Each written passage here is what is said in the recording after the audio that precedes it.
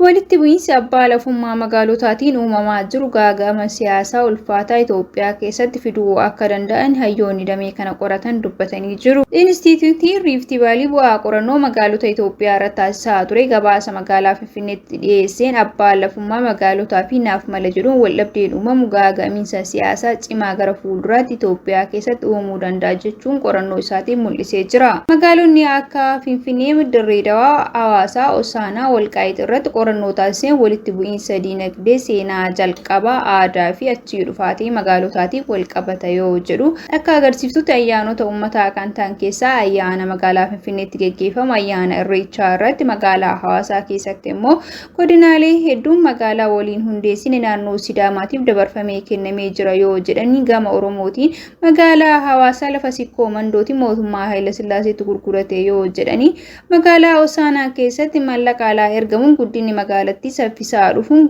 godinoota lama walitti buusaa jira. Aanaa Walqaayit Cagadee naannoo Tigraay fi Amaaraa keenya jechuun yeroo baay'ee lubbuu namoota hedduu kan darbe yoo ta'u magaalaan Dirree Dawaa harka federaalaa jala galuu isheetiin wal qabatee naannoo Oromiyaa fi Sumaalee gidduutti komii kaasee jira.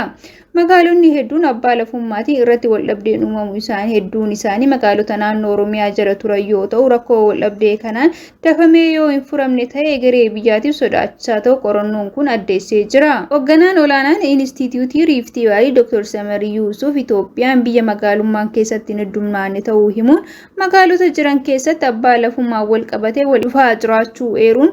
kun immoo dafee yoo hin furamne ta'ee garee biyyaatiif rakkoo kana furuuf immoo ittiin bulmaataa fi poolisii hundeessuun dafamee furamuu akka qabaatus dhaamanii jiru jechuun riippoortarii irraa hubeeffanne.